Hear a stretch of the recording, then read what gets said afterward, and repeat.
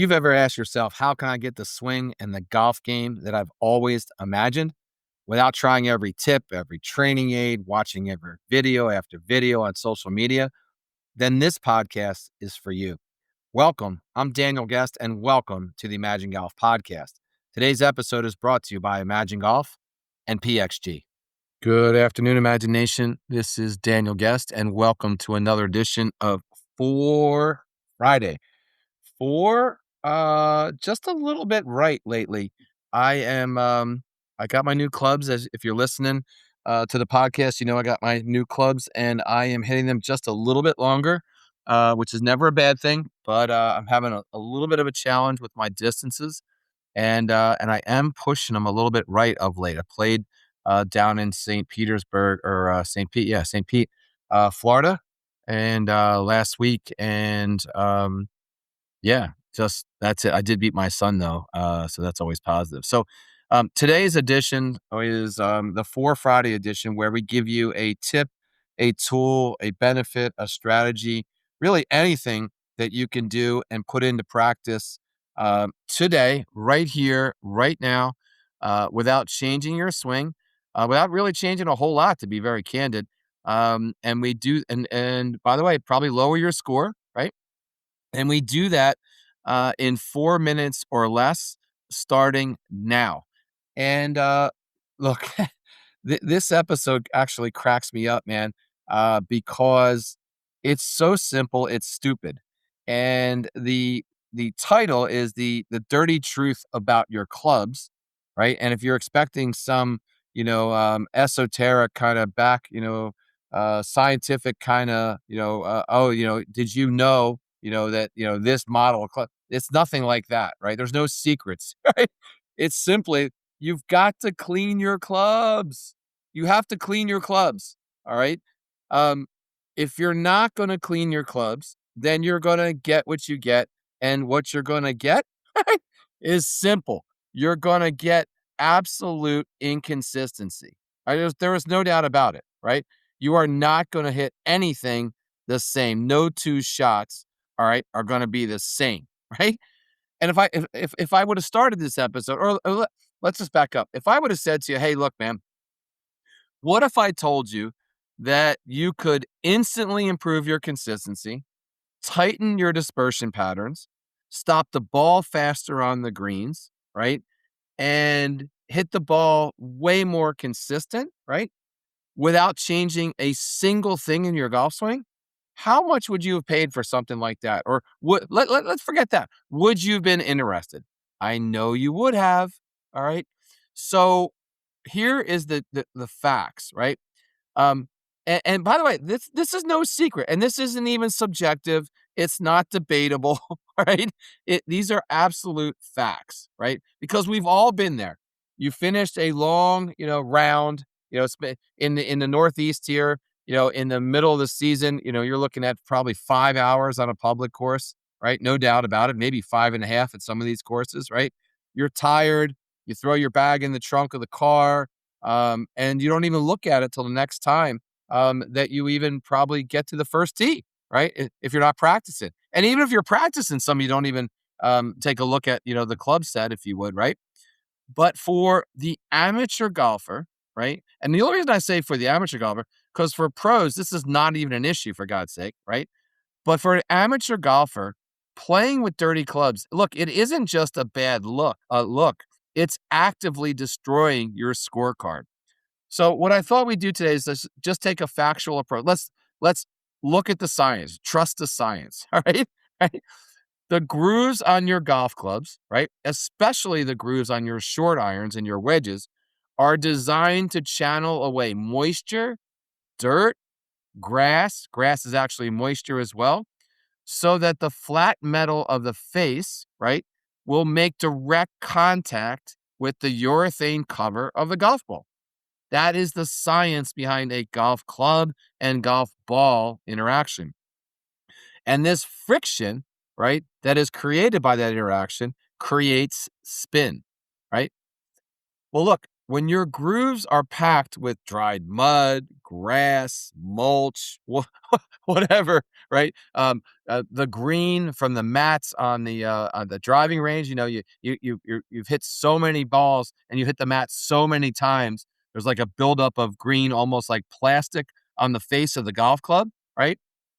When you have that, the ball but not only do you lose friction, but the ball literally slides up the face of the club face, right? And here's the statistical reality.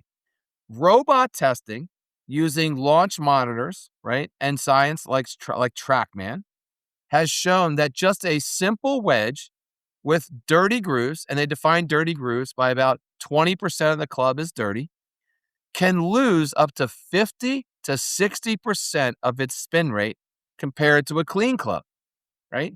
Not compared to a new club where it's almost 70%, but compared to a clean club. So you're going to lose a minimum of 50, right? Probably somewhere between 50 and 60% of the spin on your lower clubs. So let me put that in perspective. It will blow your mind.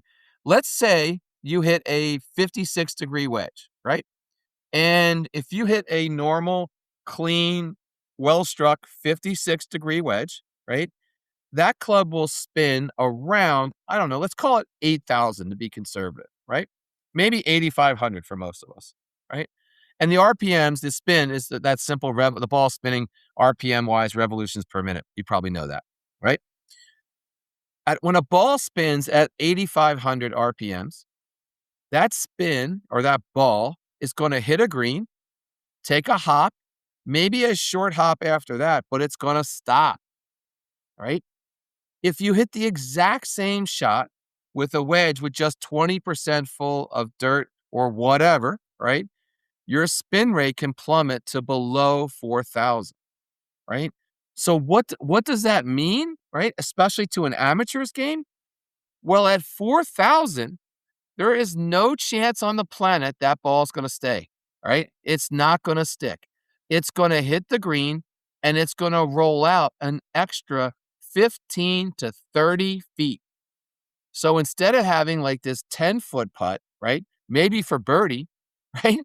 You are chipping from the rough, right? On the back or the side of a green, right?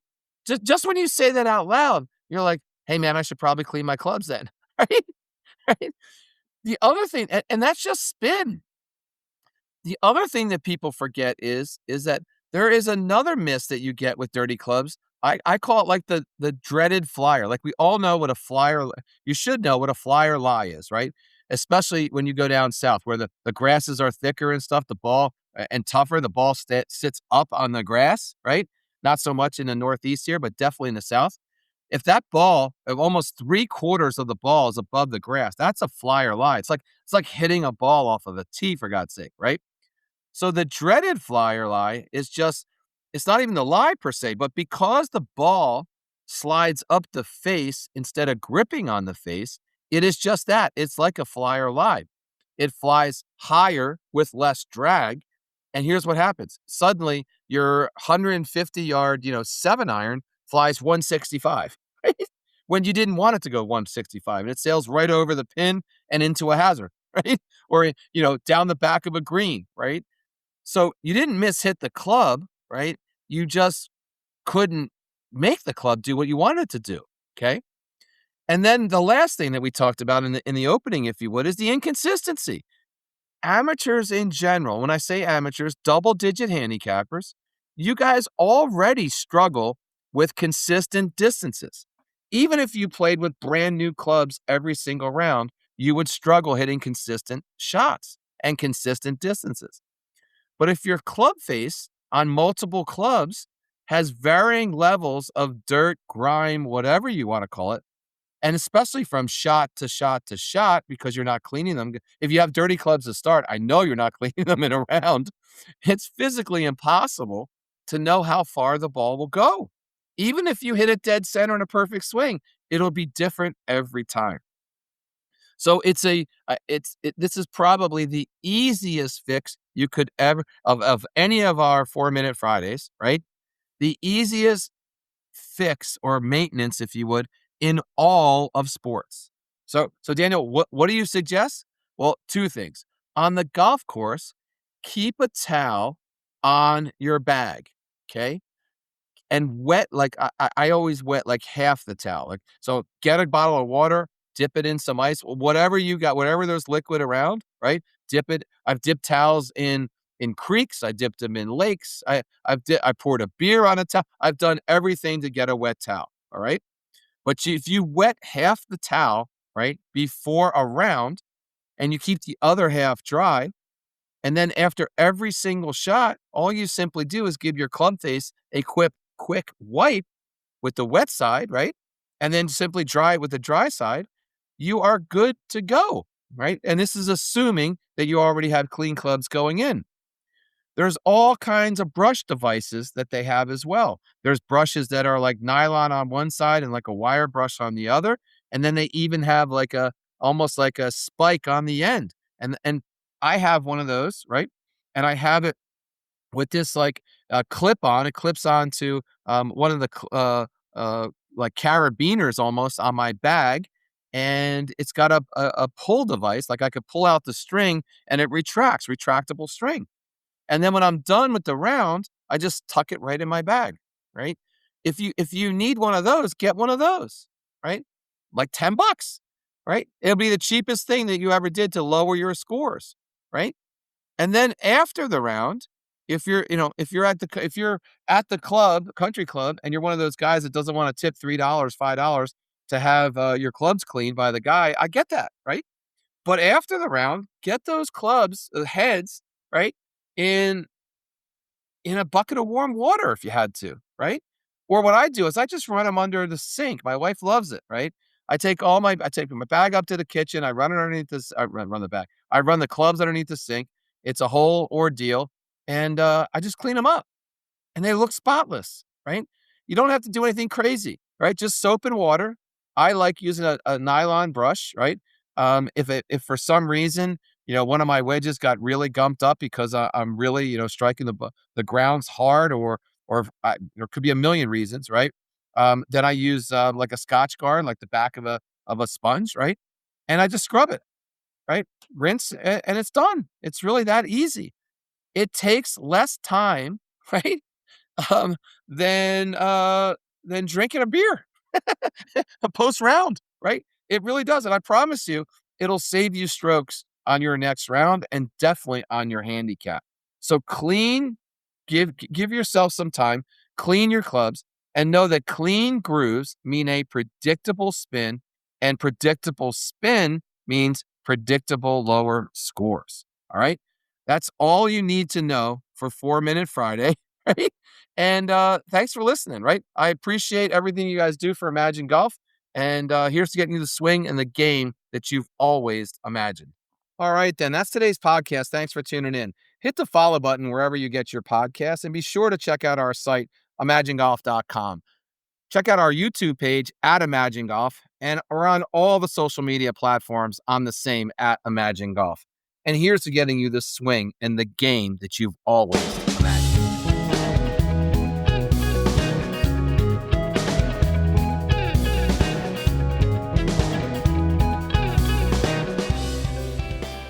Hey, Daniel here. Look, let's be honest. We all have that one golfer in our one or two golfer in our lives who is one bad round away from throwing a club, snapping a shaft, or even worse than yet, buying new clubs for a bad golf game. Or maybe even that golfer is you.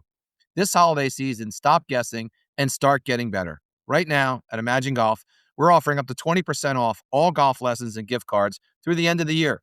Whether it's a single tune-up or a full season transformation, give the gift of lower scores and more fun on the course this year. Because at the end of the day, a better swing lasts way longer and a better game than just a box of balls.